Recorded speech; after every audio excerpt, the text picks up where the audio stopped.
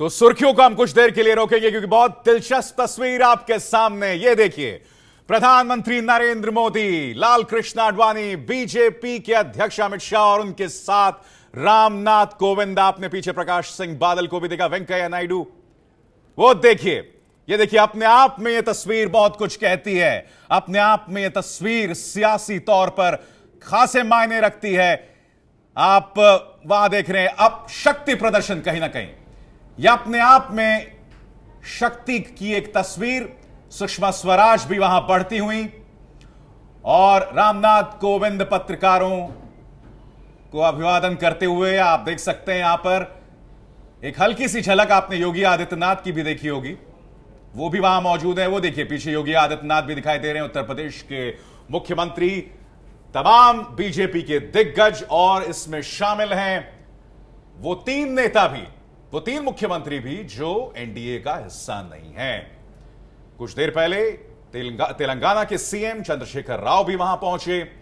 और हम आपको बता दें कि बीजू जनता दल के नवीन पटनायक, जो कि उड़ीसा के मुख्यमंत्री हैं, वो भी यहां शामिल हैं। वो भी इस मंच पे बने हुए हैं। तस्वीर आप देख रहे हैं इस वक्त संसद भवन के बाहर की। आपसे कुछ देर बाद ये रुख करेंगे, ये लोग रुख करेंगे सेंट्रल हॉल का, जहां लोकसभा सचिव अनूप मिश्रा के सामने अपनी दावेदारी पेश करेंगे।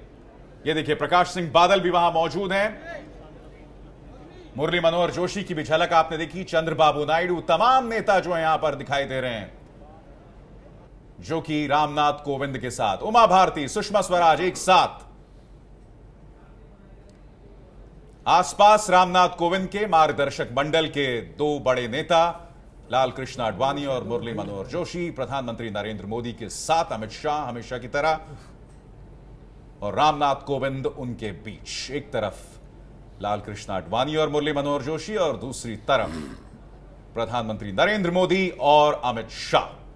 बहुत त्वरित प्रतिक्रिया आप तीनों से, यह तस्वीर क्या कहती है? सबसे पहले अरविंद मोहन, जल्दी।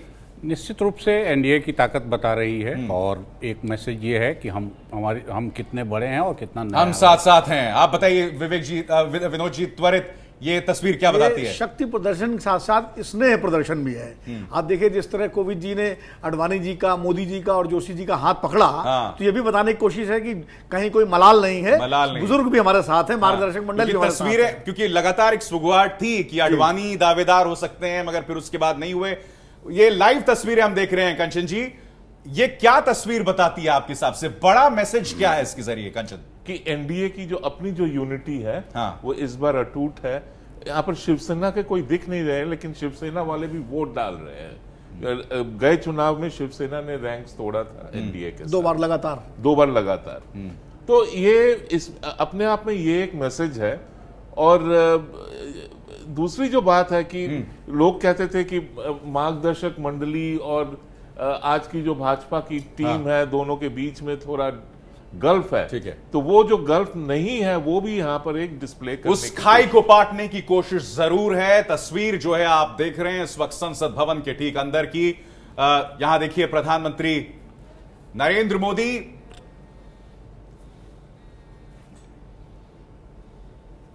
अपनी दावेदारी पेश करते हुए लोकसभा सचिव के दफ्तर में। आप देख सकते हैं कि प्रधानमंत्री नरेंद्र मोदी के साथ रामनाथ कोविंद और लोकसभा सचिव के दफ्तर में।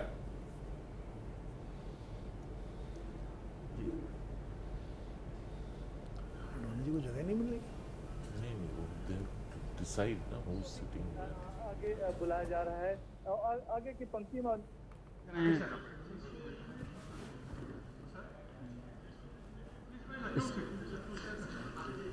प्रधानमंत्री नरेंद्र मोदी जी, एनडीए के उम्मीदवार रामनाथ कोविंद, भाजपा के राष्ट्रीय अध्यक्ष अमित शाह, शिरोमणि अकाली दल के नेता प्रकाश सिंह बादल, सुषमा स्वराज, तमाम भाजपा के बड़े नेता। तो आप देख सकते हैं तमाम बड़े नेता इस वक्त लोकसभा सचिव के दफ्तर में पहुंच गए हैं। और जैसे कि हम आपको लगातार बता रहे हैं कि यहां पर दावेदारी जो है वो पेश की जाएगी, और लगातार इससे एक बड़े इवेंट के तौर पर पेश करने की कोशिश अपनी तरफ से। और इसकी वजह को आप समझिए। सबसे पहली बात, कहीं ना कहीं दलित सियासत को साधने की कोशिश इसके जरिए प्रधानमंत्री नरेंद्र मोदी करते हुए। दूसरी बड़ी बात, एनडीए में एका बना हुआ है।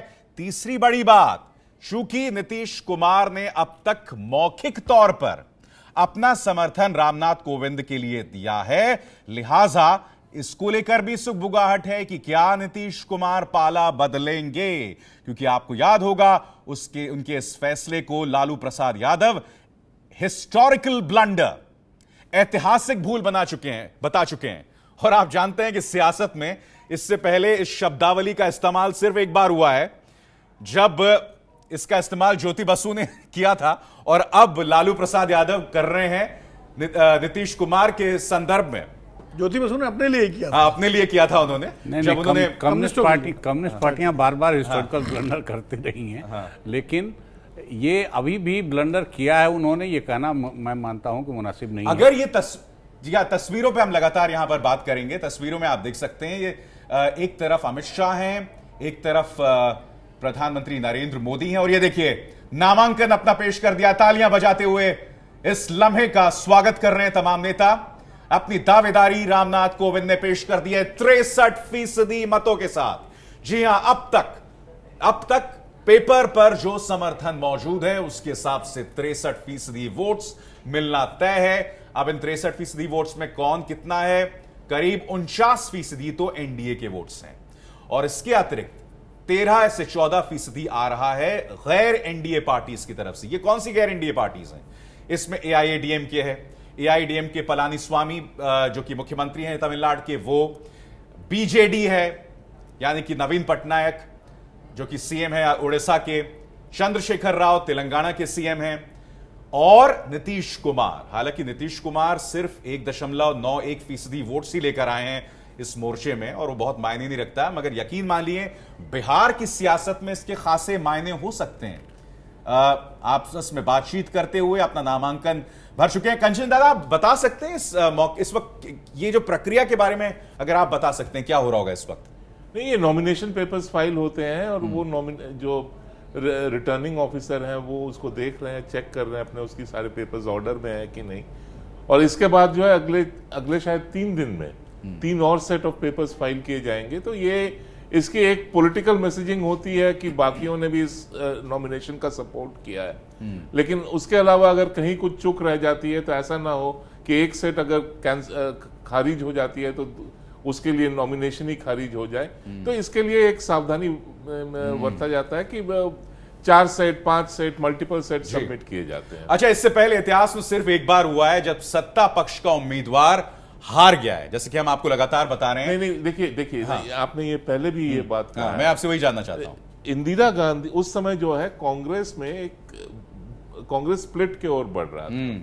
आप वहां पर जो पुरानी कांग्रेस थी और नई कांग्रेस थी, बहुत सिंपल टर्म्स में, और इंदिरा गांधी जो है वो नए कांग्रेस को लीड करने की कोशिश कर रही थी। तो कांग्रेस की ऑफिशियल इंदिरा गांधी समर्थन दे रही थी नीलम संजीवा रेड्डी का, मुकाबला था वीवी गिरी के साथ। जी बिल्कुल। और वीवी गिरी का जो कैंडिडेचर था तब वो एक टेस्ट था कि आप इनके साथ हो तो मेरे साथ हो, और अगर आप संजीवा रेड्डी के साथ हो तो आप पुराने कांग्रेस के। मगर उन्होंने एक जुमला जोड़ दिया था कि आप अपनी अंतरात्मा के हिसाब से वोट दें। वो कॉन्शियस वोट तो एक उसमें हुआ ये था कि जब नीलम संजीव रेड्डी का नॉमिनेशन हुआ था, वो तो कांग्रेस पार्टी की तरफ से हुआ था। इंदिरा गांधी प्रधानमंत्री थी, ठीक है, और बीच चुनाव में और वीवी गिरी को इंडिपेंडेंट कैंडिडेट के तौर पर फाइल कराया गया था, और बिल्कुल चुनाव की प्रक्रिया के बीच में इंदिरा गांधी ने नारा दिया था कि इसमें अंतरात्मा की आवाज पर वोट दें। यानी एक तरह से वो प्रधानमंत्री के कैंडिडेट होगा वीवी गिरी, और सरकार के कैंडिडेट सत्ता पर अच्छा, मैं कहा यह जाता है कि जब वो श्योर हो गई कि इनके लिए काफी वोट है,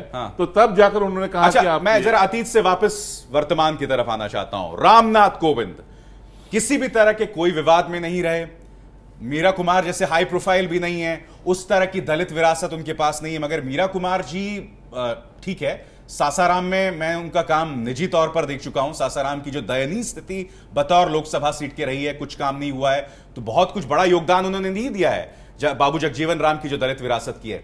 मगर रामनाथ कोविंद क्या एक चुनौतीपूर्ण स्थिति में एक टफ स्टैंड लेने का मादा रखते हैं? अरविंद मोहन? निश्चित रूप से अब तक उन्होंने ऐसा कुछ भी शो नहीं किया है, चाहे वो शो नहीं किया अब तक जैसे दलित पॉलिटिक्स में या देश की पॉलिटिक्स में। लेकिन आदमी बदलता भी है, उस पद पे जाके वो क्या करेंगे। कोई मिसाल दीजिए हमें, आदमी कैसे बदलता है? बूटा सिंह तो झाड़ू लगाने की बात कह के आए थे, जैल सिंह, लेकिन जब वो राष्ट्रपति बने तो मुझे लगता है उन्होंने 5-7 इतने जबरदस्त फैसले किए, और उनके और राजीव गांधी के बीच में तनाव काफी और तनाव ही नहीं, मैंने सरकार को उन्होंने सचमुच नकेल कस के रखी, और टेलिया एक्ट आज तक लटका हुआ है, उन्होंने जो लटका दिया वहां से। विवेक जी? तो इससे बेहतर और दूसरा उदाहरण भी है के आर नारायणन का। के आर नारायणन बहुत एकेडमिशियन थे, बहुत अकादमिक व्यक्ति थे, लेकिन बड़े लो प्रोफाइल व्यक्ति थे। वो उनको संयुक्त मोर्चे ने अपना उम्मीदवार बनाया, कांग्रेस ने सपोर्ट किया, वो राष्ट्रपति बने। उत्तर प्रदेश की कल्याण सिंह सरकार को बर्खास्त करने का वहां के राज्यपाल रमेश भंडारी ने भेजा। के आर नारायणन ने उस फाइल को लौटा दिया, और हम लोग उस वक्त लखनऊ में थे, और उसके बाद उन्हीं के आर नारायणन ने राबड़ी देवी की सरकार बर्खास्त करने का सुंदर सिंह भंडारी ने भेजा, उसको भी उन्होंने लौटाया। दोनों समय में के आर नारायणन ने ये इस बात का परिचय दिया कि राष्ट्रपति की जो संस्था है वो कितनी संवैधानिक मामलों में कितनी महत्वपूर्ण है। तो विनोद जी, कहा जाए कि रामनाथ कोविंद के पास अगर मापदंड है तो वो के आर नारायणन का है, जो खुद दलित पृष्ठभूमि के आते हैं, जो कि दावेदार थे संयुक्त मोर्चा के। एक छोटी सी इसमें मैं इंटरजेक्शन करूंगा। के आर नारायणन को बार बार जो है एक वो दलित आइडेंटिटी दी जाती है, कांग्रेस ने भी कोशिश की थी उसकी, और बाकी दलों ने भी की कि वो दलित नेता, दलित दलित दलित। वो खुद इस बात से बहुत नाराज हो जाते थे और बहुत पर्सनली ऑफेंडेड होते थे, ठीक है, कि अगर उनको दलित के रूप से संबोधन किया जाता है या उनको डिस्क्राइब। एक बार मुझे याद है वो फ्रांस गए थे शायद, पेरिस में, और जब वो जहाज वहां पर उतरी तो उनको वहां पर ग्राउंड स्टाफ ने लाके उस दिन के सुबह के अखबार पेश किए, तो उसमें था, ला फिगारो में था शायद, कि भारत के दलित नेता आ रहे हैं। अच्छा। और उन्होंने कहा था कि मैं चाहता हूं कि मैं यहीं से वापस निकल जाऊं, मुझे नहीं उतरना नहीं है।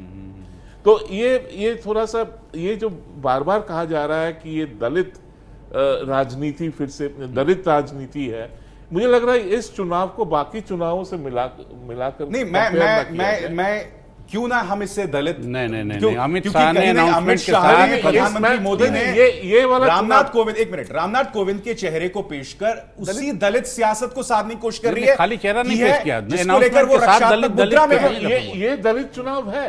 ये इस बार का मुद्दा जो है वो दलित है, बिल्कुल मैं मान रहा हूं, लेकिन मैं कह रहा हूं कि के आर नारायणन को नहीं, के आर नारायणन को जब बनाया गया था तो उस वक्त भी प्रेस कॉन्फ्रेंस जो हुई, विश्वनाथ प्रताप सिंह उस वक्त संयुक्त मोर्चे के बड़े नेता थे, मतलब प्रधानमंत्री नहीं थे। उन्होंने कहा कि हमने पहला दलित उम्मीदवार राष्ट्रपति देश के लिए दिया है, और उसी पर सीताराम केसरी कांग्रेस के अध्यक्ष थे, उन्होंने सपोर्ट किया। दलित बिकॉज ऑफ दलित। त्रासदी है इस देश की कि दलितों के नाम पर खाना पूर्ति हमारे सियासी दल बहुत करते हैं, मगर हकीकत पिछले कुछ अरसे से हम लगातार देख रहे हैं दलितों पर जिस तरह के अत्याचार हुए। मगर आपके सामने तस्वीर रामनाथ कोविंद की, देखिए, अपने आप में तस्वीर बहुत कुछ कहती है। एक तरफ प्रधानमंत्री नरेंद्र मोदी, दूसरी तरफ अमित शाह, लाल कृष्ण आडवाणी भी सामने वाले, और यहां पे लगातार एक संवाद चल रहा है, बातचीत चल रही है। लोकसभा के सचिव अनुपम मिश्रा, अगर मैं गलत नहीं हूं तो वो जो हैं यहां पर बातचीत करते हुए, और साथ ही आप अन्य नेता भी एनडीए के देख रहे हैं। पीछे आप रामविलास पासवान को देख रहे हैं यहां पर, अरविंद जी, जिन्होंने इस चुनाव को दलित अस्मिता का मुद्दा बना दिया था, जो अपने आप में काफी हास्यास्पद मैं मानूंगा कि उसको आपने चुनाव को दलित अस्मिता का बना दिया कि जो इनका विरोध करेगा वो दलित विरोधी होगा। दूसरी बात मैं ये भी कह रहा हूं कि जिन 3 चीफ मिनिस्टर्स के नाम हम लोग ले रहे हैं, उसमें पलानीस्वामी तो दिख रहे हैं, प्रकाश सिंह बादल दिख रहे हैं, रामविलास जी दिखे, बाकी और नेता एनडीए के अभी नहीं दिख रहे हैं। शिवसेना का कोई नहीं दिखा, नवीन पटनायक नहीं दिख रहे हैं मुझे।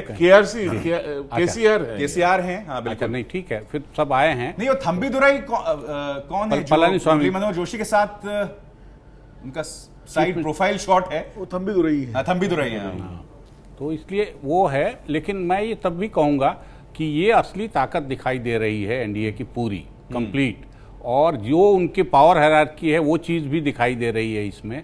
और आडवाणी जी को तब ज़्यादा करीब रखा गया था, बैठते वक्त मैं देख रहा हूँ वो तीसरे नंबर पे आ गए हैं, प्रधानमंत्री आ गए। आते हुए आडवाणी जी बीच में थे, अब वो किनारे आ गए हैं, लेकिन तब भी आगे की पंक्ति में बैठाना और पूरी टीम लेके आना, ये अपने मैं आप तीनों से यहां पर जानना चाहूंगा, राष्ट्रीय अध्यक्ष अमित शाह की जो मौजूदगी है, सबसे पहली पंक्ति में बैठना, मुझे याद नहीं पड़ता कि बीजेपी के इतिहास में कोई अध्यक्ष, देखिए वैसे तो अडवाणी भी अध्यक्ष रहे हैं, मजबूत अध्यक्ष रहे हैं, मगर इस तरह से अडवाणी के बाद कोई अध्यक्ष सामने वाली पंक्ति में बैठ रहा है। क्या वो अमित शाह का जो अपना वर्चस्व है बीजेपी के अंदर? ऐसा नहीं है। नहीं, इसके पहले जितने भी अध्यक्ष रहे हैं वो सांसद भी थे। हाँ। और अमित शाह सांसद नहीं है, इसलिए शायद ऐसा लग रहा है कि वो वहां पर सामने पंक्ति में बैठे हुए हैं। इसके पहले जितने भी अध्यक्ष हैं वो सांसद। तो ये नामांकन की प्रक्रिया में क्या हमने अध्यक्ष की मौजूदगी इतनी मुखर नहीं देखिए कभी? देखिए ना, पीए संगमा का जब नामांकन हुआ था, हाँ। तो उस वक्त जो अध्यक्ष थे, हाँ। शायद राजनाथ सिंह थे या नितिन गडकरी थे, वो भी साथ में थे। अध्यक्ष का पद भारतीय जनता पार्टी में प्रधानमंत्री के समानांतर है आंतरिक शक्तियों में। कंचन दादा इस बात को जानते हैं। और मैं तो ऐसा एग्जांपल बता सकता हूं कि अटल बिहारी वाजपेयी प्रधानमंत्री थे, वेंकैया नायडू अध्यक्ष थे, और संसदीय बोर्ड की बैठक में अटल बिहारी वाजपेयी जो चाहते थे, वेंकैया नायडू ने उसको काटा, और काटने के बाद कहा कि अटल जी, हमको यही शिक्षा मिली है आपसे कि अध्यक्ष के नाते मैं अपना फैसला संसदीय बोर्ड को बताऊं, और उसको माना गया। तो अध्यक्ष का पद संस्थागत रूप से भारतीय जनता पार्टी में और कांग्रेस पार्टी में, इन पार्टियों में बहुत महत्वपूर्ण है, अहम है वो। उसको बैठक में भी अगर आप देखें तो अध्यक्ष, प्रधानमंत्री के बगल में ऑर्गेनाइजेशन की मीटिंग होती है तो अध्यक्ष पहले। ठीक है, मैं एक बार फिर वापस ये जो तस्वीर है उस पर आपको लाना चाहूंगा। ये बहुत लंबी चौड़ी बातचीत हो रही है कंचन गुप्ता, अगर आप बता सके कि ये जो शिष्टाचार के नाते बातचीत है, ये क्या संवाद है? नहीं, ये पूरी जो प्रक्रिया जांच चल रही होगी। ये एक वो फॉर्मेलिटी होता है कि भाई आपने क्या हिसाब किया है, आप कहाँ, क्योंकि इसकी जो अब से कैंपेन शुरू होगी, और ये कैंपेन में इनकी क्या प्लान्स हैं, कि कौन कौन पार्टीज इनके साथ यहाँ पर मौजूद हैं, आगे अगर ये लोग कुछ जो बाकी 3 और सेट्स ये सबमिट कर रहे हैं उसके बारे में, तो ये पूरी जो एक प्रोसेस होती है, वो ये डिस्कशन, ये जैसे नॉर्मल कोई भी चुनाव में अगर आप चुनाव पर अपना नॉमिनेशन पेपर सबमिट करने जाए तो रिटर्निंग ऑफिसर आपसे सवाल करता है, आपको समझाता है, पूरा प्रोसेस आपको बता देता है अगर आप सीरियस कैंडिडेट हैं। तो ये नॉर्मल है, इसमें कुछ खास मुझे नहीं लगता इसमें कुछ खास बात है। नामांकन को लेकर जो अभी दावेदारी है, अगर उसमें कोई दिक्कतें हैं तो क्या उससे अभी संबोधित किया जाता है या बाद में? नहीं, स्क्रूटनी का एक टाइम होता है। अब जैसे नामांकन के अंतिम तिथि के बाद 1 दिन या 2 दिन मिलेगा जब नामांकन पत्रों की जांच की जाएगी विधिवत तरीके से। अभी तो फौरी जांच हो रही है, एक तरीके से कोई कागज इनकम्प्लीट तो नहीं है, देख लिया, पूछ लिया, देखिए वो पूरा हो गया। देखिए नामांकन प्रक्रिया पूरी हो गई है और राजन सिंह मेरे साथ टेलीफोन लाइन पर बने हुए हैं। राजन, बताइए क्या हो रहा है इस वक्त? देखिए, नामांकन प्रक्रिया पूरी हो गई है। उसके बाद तमाम दलों के नेताओं से एक तरीके से धन्यवाद ज्ञापन करेंगे रामनाथ कोविंद, और उसके बाद पहली बार मीडिया से बातचीत करने के लिए आएंगे। वो पार्लियामेंट लाइब्रेरी बिल्डिंग में वापस आएंगे और यहाँ पर मीडिया से मुखातिब होंगे, और न सिर्फ तमाम दलों को जो कि समर्थन दे रहे हैं उन्हें धन्यवाद देंगे, बल्कि उन नेताओं से भी और उन दलों से भी वोट की अपील कर सकते हैं मीडिया के जरिए जो कि समर्थन फिलहाल नहीं दे रहे हैं या फिर अभी उन्होंने अपने पत्ते नहीं खोले हैं। तो एक तरीके से पहली बार नामांकन भरने के बाद रामनाथ कोविंद मीडिया से मुखातिब होंगे और तमाम दलों से अपने ये वोट मांगेंगे, और चुनाव प्रचार तरीके से कहा जाए कि वो उसकी शुरुआत यहाँ पर करेंगे। तो उसका इंतजार है कि रामनाथ कोविंद मीडिया से मुखातिब होते वक्त क्या कहते हैं और जो सवाल उठते हैं क्या उनका जवाब देते हैं या नहीं। फिलहाल नामांकन की प्रक्रिया पूरी हो गई है और उसके बाद ये कहा जा रहा है कि रामनाथ कोविंद सीधे आएंगे मीडिया स्टैंड पर और वहां पर मीडिया से मुखातिब होंगे। बिल्कुल, हमें उस बात का इंतजार है। राजन, आप लगातार हमारे साथ बने रहिए। तो लोकसभा सचिव के दफ्तर से बाहर निकलते हुए ये लाइव तस्वीरें आप देख रहे हैं, सीधा लाइव तस्वीरें देख रहे हैं, और इसके बाद हमें इंतजार होगा कि जब वो बाहर आएंगे और पत्रकारों से बात करेंगे। तस्वीरों में आप प्रकाश सिंह बादल को देख रहे हैं और अकाली दल के तमाम नेता और सुषमा स्वराज, विदेश मंत्री सुषमा स्वराज भी मौजूद हैं, और प्रधानमंत्री नरेंद्र मोदी, और उनके साथ असम के मुख्यमंत्री सर्बानंद सोनोवाल, और पीछे आप देख सकते हैं, ये देखिए यहां पर फ्लावर्स का बुके देते हुए, अब संदेश प्रधानमंत्री ने कुछ और दिया था कुछ दिनों पहले कि किताब दीजिए मुझे अगर देना चाहते हैं, मगर उन्हें बुके, फ्लावर्स का बुके यानी कि फूलों का गुलदस्ता लगातार दिया जा रहा है, चाहे उत्तर प्रदेश हो चाहे यहां पर हो। अभी बुके से बुक तक पहुंचने में समय लगेगा। हाँ जी, बुके से बुक तक पहुंचने में वक्त लगेगा अभी, मगर प्रधानमंत्री नरेंद्र मोदी बातचीत करते हुए रामनाथ कोविंद से, तस्वीरों में आप चंद्रबाबू नायडू को भी देख रहे हैं और उनके पीछे आपने लाल कृष्ण आडवाणी को भी देखा। तो बस अब से कुछ ही देर बाद जो है रामनाथ कोविंद बाहर आएंगे और पत्रकारों से बात करेंगे। तो एनडीए यूपी के कुछ नेता भी आप देख रहे हैं वहां पर। ये देखिए, मनोहर लाल खट्टर, सीएम योगी, उत्तर प्रदेश के मुख्यमंत्री योगी आदित्यनाथ, उत्तर प्रदेश के उप मुख्यमंत्री केशव देव मौर्य भी दिख रहे हैं। केशव प्रसाद मौर्य भी दिख रहे हैं आपको, और हल्की सी झलक आप देवेंद्र फडणवीस, और साथ में मध्य प्रदेश के मुख्यमंत्री शिवराज सिंह चौहान। तमाम लोग यहां दिखाई देते हुए। यह तस्वीर जो आप देख रहे हैं कुछ देर पहले की है, जब अपनी दावेदारी पेश की थी। काफी देर तक ये चर्चा चली और उसके बाद अब बाहर का रुख करते हुए रामनाथ कोविंद अब से बस कुछ ही देर बाद वो पत्रकारों से बात करेंगे। तो यहां पर अपनी दावेदारी पेश करते हुए और तमाम मुख्यमंत्री वहां मौजूद। पलानीस्वामी को तो हमने देखा, मगर नवीन पटनायक नहीं दिखे यहां पर। नवीन पटनायक भी नहीं दिखे और शिवसेना का कोई प्रतिनिधि नहीं दिख रहा है। मुझे लगता है आनंद गीते या किसी को शायद होना चाहिए था, केंद्रीय मंत्री हैं वो, क्योंकि उद्धव ठाकरे तो वैसे भी नहीं आते कहीं। जी जी। लेकिन कोई प्रतिनिधि उस तरह से शिवसेना का नहीं दिख रहा है, क्योंकि शिवसेना की तरफ से भी लगातार विरोधाभासी बयान आते रहे।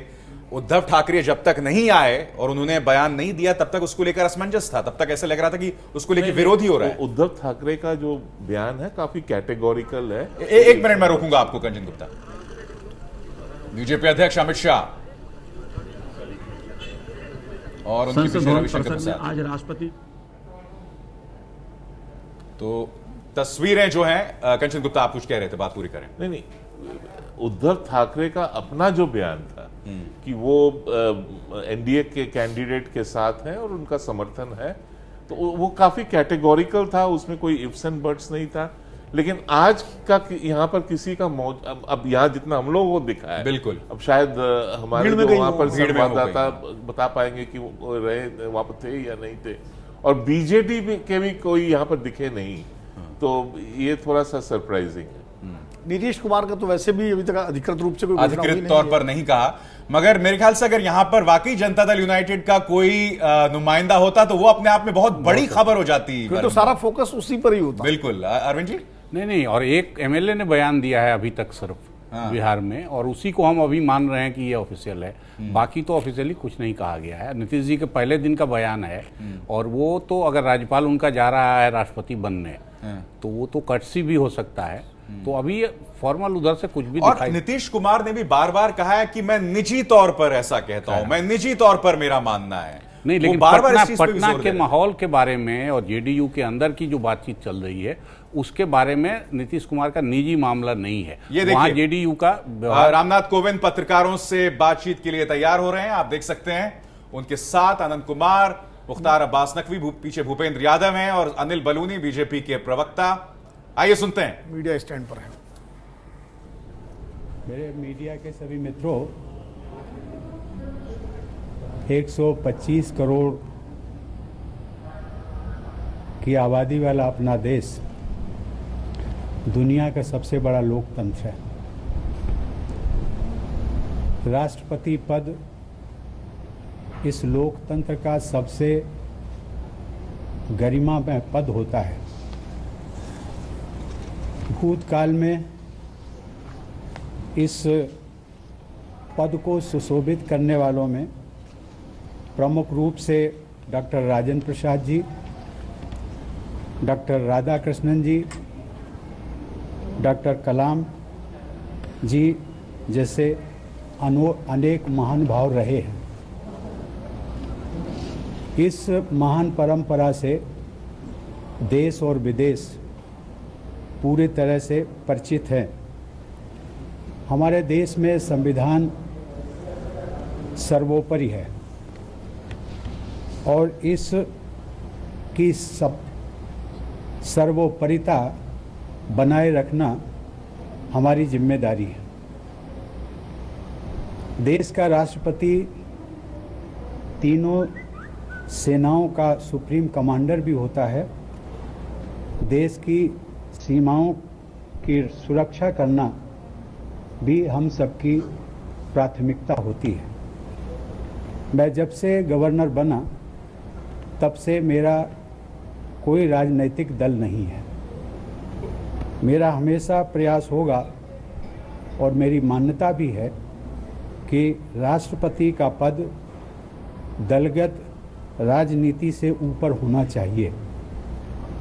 देश को सर्वांगीण विकास, नौजवानों की आशा और आकांक्षा, आधुनिक शिक्षा को बढ़ावा मिले और मित्रों, कुछ ही वर्षों बाद हम आज़ादी के 75 साल सेलिब्रेट करने वाले हैं। ऐसे समय में भारत का निरंतर विकास होता रहे और उसके निर्माण का सपना पूरा हो, इसके लिए मैं सदैव प्रयासरत रहूँगा। आज मैंने राष्ट्रपति पद का नामांकन प्रस्तुत किया। प्रधानमंत्री श्री नरेंद्र मोदी जी के नेतृत्व में एनडीए के सभी घटक दलों ने मेरा समर्थन किया है। इसके अतिरिक्त भी कुछ राजनीतिक दलों ने समर्थन किया है। इन सब के लिए मैं हृदय से आभार व्यक्त करता हूं और सभी को विश्वास दिलाता हूं कि मैं सर्वोच्च पद की गरिमा को बनाए रखने के लिए मेरा हमेशा प्रयास होगा और मेरी मान्यता भी है कि राष्ट्रपति का पद दलगत राजनीति से ऊपर होना चाहिए। देश को सर्वांगीण विकास, नौजवानों की आशा और आकांक्षा, आधुनिक शिक्षा को बढ़ावा मिले और मित्रों, कुछ ही वर्षों बाद हम आज़ादी के 75 साल सेलिब्रेट करने वाले हैं।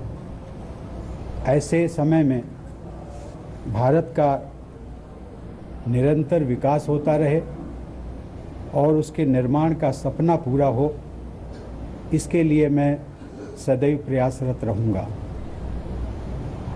आज मैंने राष्ट्रपति पद का नामांकन प्रस्तुत किया।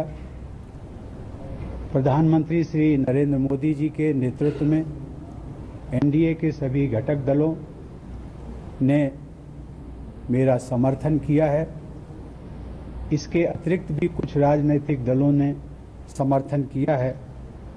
इन सब के लिए मैं हृदय से आभार व्यक्त करता हूं और सभी को विश्वास दिलाता हूं कि मैं सर्वोच्च पद की गरिमा को बनाए रखने के लिए हर संभव प्रयास करूंगा। राष्ट्रपति पद के सभी मतदाता मंडल के सदस्यों से भी मैं सहयोग की अपील करता हूं। आप सबको बहुत बहुत धन्यवाद। जय हिंद।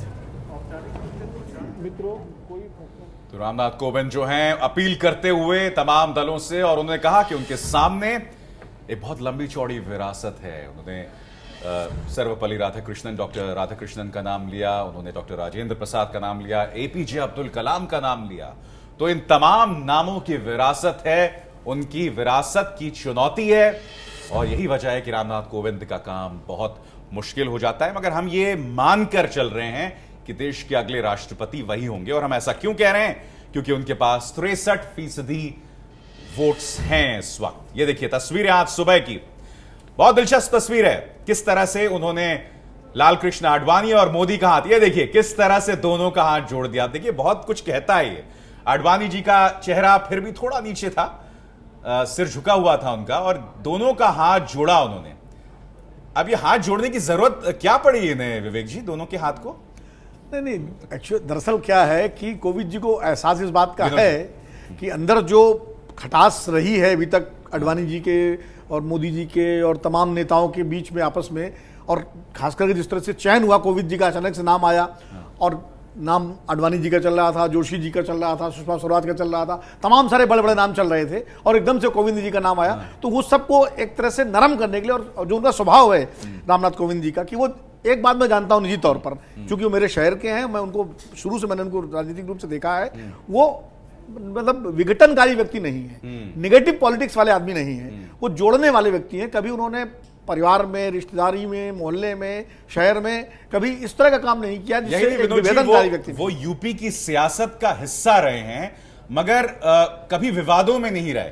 वो बिहार जैसे राज्य के राज्यपाल थे, बहुत ऐसे मौके आए कंचन गुप्ता जहां वो विवादों का हिस्सा बन सकते थे, मगर कभी टकराव की स्थिति में नहीं रहे अपने वो ये जो बिहार, आपने अभी जो कहा कि बिहार में रहे और काफी पोलराइज्ड पॉलिटिक्स है बिहार में, इसके बावजूद अगर वो कोई कंट्रोवर्सी में नहीं आए या कोई कॉन्फ्रंटेशनिस्ट सिचुएशन में नहीं आए, तो ये कहता है कि उनका व्यक्तित्व कैसा है, वो सॉफ्ट है, विथड्रॉन है, रेटिसेंट है, और शायद राष्ट्रपति पद के लिए हमारे देश में जो सिस्टम है उसके लिए ऐसा ही व्यक्ति सही रहेगा। आप ये देखिए, प्रणब मुखर्जी को जब राष्ट्रपति बनाया गया तो तब ये बात चली थी कि बड़े एक्टिव पॉलिटिशियन है, बोलते हैं, तो क्या उनके लिए सही रहेगा, लेकिन उन्होंने भी अपना रोल जो है उस तरीके से। प्रधानमंत्री जी का आभार व्यक्त करते हैं, बसपा जो अभी तक समर्थन कर रही थी अब वो नहीं कर रही है। देखिए, कांग्रेस और उसके सहयोगी दल इसके प्रति ईमानदार नहीं है। अगर सचमुच श्रीमती मीरा कुमार जी या दलितों के प्रति उनके भाव होते तो पिछली बार ही मीरा कुमार जी को ये लोग प्रत्याशी बना सकते थे, उन्होंने नहीं बनाया। केवल जब भारतीय जनता पार्टी ने श्री रामनाथ कोविंद जी का नाम आगे किया तो केवल आपस में लड़ाने के लिए और दलितों का अपमान करने के लिए कांग्रेस ने इस प्रकार की रणनीति अपनाई है।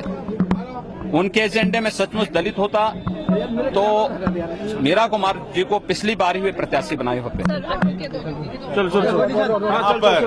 यहां पर एक बार फिर दलित सियासत का जिक्र करते हुए और खुद यूपी के सीएम योगी आदित्यनाथ की अगर वाकई दलित सियासत के बारे में गंभीर होती कांग्रेस तो पिछली बार ही मीरा कुमार का नाम लिया जाता। देखिए, ये बात तो सही है अरविंद मोहन जी कि कहीं ना कहीं कांग्रेस या यूपीए का जो रवैया है वो प्रतिक्रियावादी था इस मुद्दे पर, वो एजेंडा सेट नहीं कर पाए। राष्ट्रपति चुनाव में अपर हैंड एनडीए का है ही वोट कल इससे, और मोदी जी की जो पर्सनालिटी है तो इसलिए पहल तो उनकी तरफ से ही होनी थी।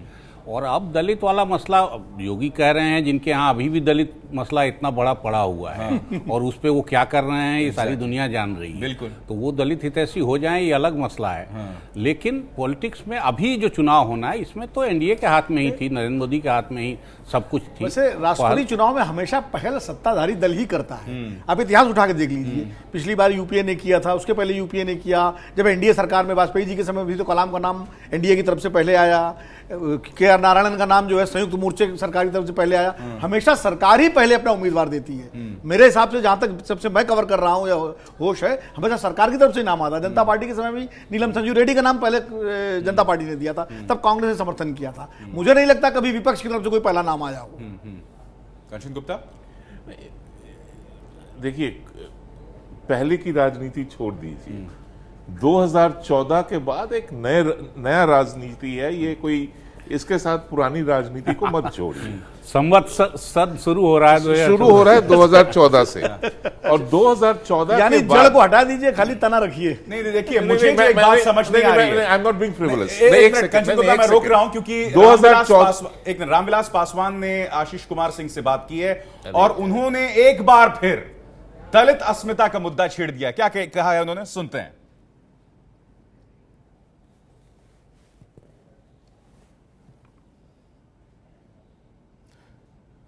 तो रामविलास पासवान से जो बातचीत हुई है, नहीं, मैं ये समझ नहीं पा रहा हूं कि अब बार बार दलित अस्मिता का राग क्यों छेड़ना। मैं इसलिए कह रहा हूं क्यों राग छेड़ना। 2014 एक कट ऑफ ईयर है। केंद्रीय मंत्री रामविलास पासवान जी आज नामांकन दाखिल हो गया, उस तरफ मीरा कुमार बिहार की दलित नेता, आपको लगता है कि कॉन्टेस्ट है? मीरा कुमारी जी को तो बलि का बकरा बनाया गया है। मीरा कुमारी जी को बनाना था और दलित को बनाना था, तो कांग्रेस ने आजादी के बाद कभी उन्होंने दलित को कहते प्रधान राष्ट्रपति नहीं बनाया। प्रधानमंत्री की बात तो दूर रही, कभी नहीं बनाया। KR नारायण बने थे तो हम लीडर ऑफ द हाउस थे, और गुजराल जी की सरकार थी, और अभी दूसरा जो है दलित राष्ट्रपति जो बने हैं वो मोदी जी ने के समय में बना है। तो कांग्रेस पार्टी क्यों जो है मीरा कुमार जी को बीच में ला करके जो है बिना मतलब पैसे की बर्बादी होगी, समय की बर्बादी। आपका कहने का मतलब विड्रॉ कर ले, ये बेहतर है? हम विड्रॉ क्यों, हम क्यों कहेंगे विड्रॉ करना, उम्मीदवार देना ही नहीं चाहिए था। एक आखिरी सवाल, लालू जी अपील कर रहे हैं, कह रहे हैं ऐतिहासिक भूल होगी अगर नीतीश जी ने समर्थन नहीं किया बिहार। नहीं, तो लालू जी चाहते क्या हैं? नीतीश जी ने अपना रास्ता साफ कर दिया कि लालू जी के साथ में रहना नहीं चाहते हैं, तो लालू जी को हिम्मत है तो समर्थन वापस लें। हमसे बात करने के लिए रामविलास पासवान चुनौती दे रहे हैं लालू प्रसाद यादव को कि हिम्मत है तो नीतीश सरकार से अपना समर्थन वापस ले लें, और कह रहे हैं कि कांग्रेस का दोहरा सर्वसम्मति से ये महत्वपूर्ण कार्य हुआ है। और ये जो चुनाव है ये वास्तव में मूल्यों की, सिद्धांतों के, आदर्शों की लड़ाई है। और ये जो 17 दल इस समय साथ आए हैं, ये सिद्धांतों को लेकर के इनके मन में अटूट विश्वास है।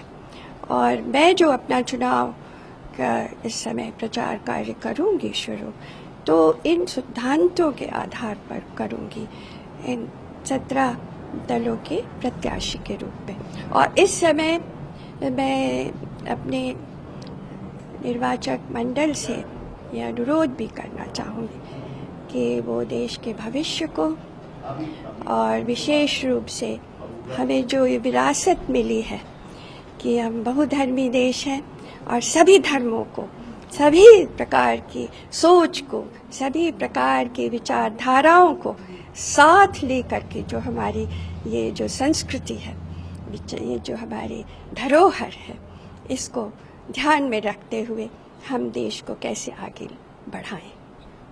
नॉमिनेशन कब तक फाइल? ये इसके बारे में अभी विचार हो रहा है, और मैं इस समय आपको इसका उत्तर नहीं दे पाऊंगी। One in English. There was one last question in English. For 20.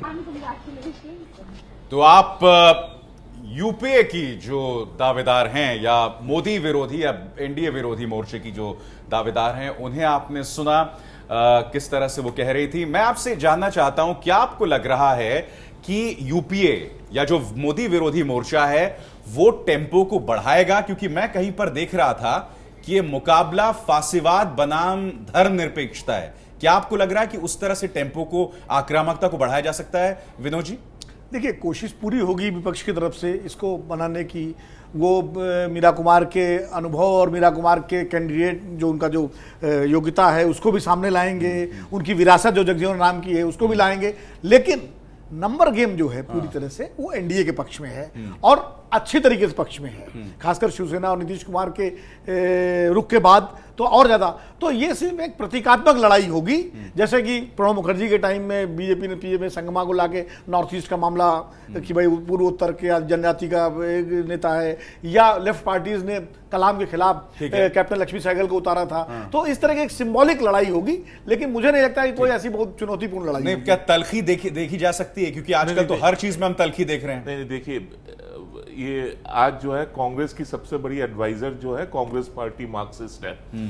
तो सीपीएम और कांग्रेस, सीपीएम ने कांग्रेस को जो पाठ पढ़ाया कि आप चुनाव हार जाएंगे, लेकिन फिर भी आप कॉन्सेंसस कैंडिडेट के पाथ में मत चलिए, आप अपना कैंडिडेट लाइए और it will be a political contest.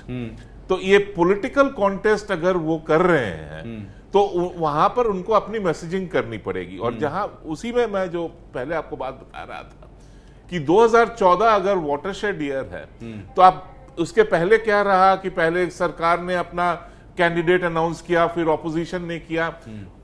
उस लीग से हटकर इस बार ऑपोजिशन को अपना कैंडिडेट जो है पहले अनाउंस करना चाहिए था। एजेंडा ऑपोजिशन को सेट करने की कोशिश करनी चाहिए थी। जो उन्होंने नहीं किया। जो उन्होंने नहीं किया, वो चुनाव हार जाते, वो फिर भी चुनाव हारते। लेकिन अगर ये पॉलिटिकल कॉन्टेस्ट है तो पॉलिटिकल कॉन्टेस्ट के रूल ये नहीं है कि आपने दलित कैंडिडेट फाइल किया, प्रपोज किया, तो हमने भी दलित कैंडिडेट प्रपोज किया। और उत्तर प्रदेश के सीएम योगी आदित्यनाथ से बात की एबीपी न्यूज संवाददाता ने, आइए सुनते हैं। इस वक्त हमारे साथ मौजूद हैं उत्तर प्रदेश के मुख्यमंत्री योगी आदित्यनाथ। योगी जी, जिस तरीके से अभी तक ये हो रहा था कि निर्विरोध चुन लिए जाएंगे, लेकिन अब मीरा कुमार को उम्मीदवार बनाया है। देखिए श्री रामनाथ कोविंद जी का विरोध करने का मतलब कांग्रेस और उसके सहयोगी दलों के गरीब विरोधी और दलित विरोधी चेहरे को एक बार पुनः उजागर कर देता है। भारतीय जनता पार्टी और उनके सहयोगी दल का प्रत्याशी भारी बहुमत से चुनाव जीत के साथ में जो है अभी तक मायावती जो समर्थन करने की बात कर रही थी, अब वो भी जो है मीरा कुमार के पक्ष में दिख रही हैं। देखिए यह उत्तर प्रदेश के लिए गौरव की बात है। एक गरीब परिवार का, एक दलित परिवार की पृष्ठभूमि से जुड़े हुए श्री रामनाथ कोविंद जी देश के अगले राष्ट्रपति होंगे, यह समीकरणों से स्पष्ट साबित हो चुका है। हम माननीय प्रधानमंत्री जी और माननीय राष्ट्रीय अध्यक्ष जी के प्रति आभारी हैं, जिन्होंने श्री रामनाथ कोविंद जी को प्रत्याशी बनाया है, और उत्तर प्रदेश की जनता की ओर से मैं आभार व्यक्त करता हूं। एक आखिरी सवाल ये कहा जा रहा था कि अब राष्ट्रपति चुनावों में भी ये इससे जातीय राजनीति होने लगी है। जातीय राजनीति नहीं, देश के सर्वोच्च संवैधानिक पद पर भी एक गरीब और एक दलित पृष्ठभूमि से जुड़ा हुआ व्यक्ति पहुंच सकता है। यह भारत के अंदर संभव है और ये भारतीय जनता पार्टी और सहयोगी दल ही कर सकते हैं। और योगी आदित्यनाथ, उनका ये कहना है कि एक ऐसा मुद्दा है जिस पर राजनीति नहीं होनी चाहिए, और फिलहाल अब जो है बीजेपी ने इस मामले को जो है जिस तरीके से उनको उम्मीदवार बनाया है, वो यही दिखाने के लिए कि बीजेपी सभी जातियों के लोगों को बराबर मानती है और उसी आधार पर उनको उम्मीदवार बनाया है, उनकी जीत को लेकर के आश्वस्त है। कैमरा पर्सन योगेश शर्मा के साथ अंकित गुप्ता, एबीपी न्यूज, दिल्ली। एक ऐसे माहौल में जहां सियासत में इतनी ज्यादा ध्रुवीकरण है, इतना ज्यादा पोलराइजेशन है, ऐसे में यह कहना कि इस मुद्दे पर सियासत नहीं होनी चाहिए। नहीं, अभी शुरू हो गई सियासत। अभी तो जबकि विपक्ष ने एक दलित उम्मीदवार ले आके इस मुद्दे को भोतरा किया है, इसके बावजूद अभी रामविलास जी ने या आदित्यनाथ ने जिस तरह से बात शुरू की, वो वही है कि इसी चीज़ को भुनाया जाएगा। असल में बीजेपी एक पोजिशनिंग कर रही है अपने पूरे इसमें सोशल इंजीनियरिंग, और वो अच्छी बात है, उसमें कोई हर्ज नहीं है कि वो दलितों की पार्टी बने, दलितों के हित को आगे ले आए, दलितों की लड़ाई लड़े, लेकिन सिंबॉलिक चीज़ें नहीं होनी चाहिए। सिंबॉलिज्म कांग्रेस ने काफ़ी किया है, और वो करके दलितों की क्या हालत हुई है, मुसलमानों की क्या हालत हुई है, ये हम देख रहे हैं। तो और वो अगर आपको करनी है सियासत, तो उसके परिणाम आपको जमीन पर दिखाई देने चाहिए। वही, और जमीन पे क्या हो रहा है दलितों के साथ हम सब जानते हैं इस देश में। सवाल यहां पर यह है कि हम सियासत करें। अब आप कल्पना कीजिए कि मीरा कुमार की जगह कोई गैर दलित चेहरा होता, अयोग्य होता, हाँ, और योग्य भी होता, जैसे मैं मान लूं अगर राजमोहन गांधी होते, तो फिर किस तरह के बयानात होते एनडीए के नेताओं की तरफ से? नहीं, तो वो तो सीधे फिर तो यही कहते हैं कि भाई दलित को बनाइए राष्ट्रपति, और हम दलित को लेकर के आए हैं सामने, और दलित वर्सेस गैर दलित लड़ाई होती हो। लेकिन चूंकि मीरा कुमार भी दलित हैं, वो भी बड़ी दलित नेता है, ज्यादा चर्चित दलित नेता है कोविंद जी के मुकाबले। कोविंद जी को तो देश अब जान रहा है, इसके पहले तो उत्तर प्रदेश में ही लोग नहीं जानते थे कोविंद जी को, राज्यपाल बनने से पहले। जब राज्यपाल बने तब लोगों ने जाना। मैं इसलिए पूछ रहा हूं कंचन जी, क्या आपको लग रहा है कि इस बार लड़ाई बहुत तल्ख होगी? क्योंकि देखिए पिछले 3 सालों में सियासत में बहुत ज्यादा कड़वाहट ने प्रवेश किया है। मैं आपकी बात मानता हूं, और बहुत पोलराइज्ड एक बड़ी पोलराइज्ड सिचुएशन में अब हम हैं यहां। लेकिन इसके अलावा मैं जो कहना, हर बार राष्ट्रपति का चुनाव होता है, हर बार उस चुनाव को लेकर राजनीति होती है। राष्ट्रपति का जो पद है, president's office is a political office. ये एक फिक्शन बना हुआ है हमारे देश में जब से प्रेसिडेंशियल इलेक्शंस चालू हुए कि इट इज अबव पॉलिटिक्स। वो ये झूठ है। राष्ट्रपति का दफ्तर जो है वो एक पॉलिटिकल ऑफिस है। राष्ट्रपति जो है वो पॉलिटिकल डिसीजंस लेते हैं। वो अगर वो सरकार के साथ उनके संबंध अच्छे हैं तो सरकार के साथ मिलकर लेते हैं, और अगर सरकार के साथ संबंध अच्छे नहीं है, जैसे जैल सिंह के जमाने में हुआ, तो वो सरकार के विरुद्ध अपना निर्णय लेते हैं। यही जैल सिंह के साथ अगर राजीव गांधी के संबंध सही रहे होते, और राजीव गांधी के साथ जो बड़े ही छोटे कद के कुछ लोग थे, उन्होंने जो उनके साथ दुर्व्यवहार किया था, अगर वो नहीं हुआ होता तो अभी अरविंद मोहन जी ने जो टेलीग्राफ एक्ट का एग्जाम्पल दिया या पोस्टल बिल का एग्जाम्पल दिया, तो वो बिल जो है पास हो गया होता और वो बिल आज हमारे देश में कानून होता। तो राष्ट्रपति का ऑफिस पॉलिटिकल ऑफिस है, इस पर कोई हमारी डिल्यूजन नहीं होनी चाहिए कि ये एक अबव पॉलिटिक्स है और बियॉन्ड पॉलिटिक्स है, ऐसा कुछ नहीं। देखिए हमारे सामने एक और चीज है, हमारे सामने फखरुद्दीन अली अहमद की मिसाल है, जिन्होंने इमरजेंसी की प्रोक्लेमेशन पर दस्तखत किए थे। यही वजह है विनोद जी कि राष्ट्रपति का दफ्तर बहुत ज्यादा अहम हो जाता है। फखरुद्दीन अली अहमद साहब की जो भी सियासी विरासत रही हो, मगर उनकी जब चर्चा की जाती है तो उस एक लम्हे को लेकर चर्चा की जाती है।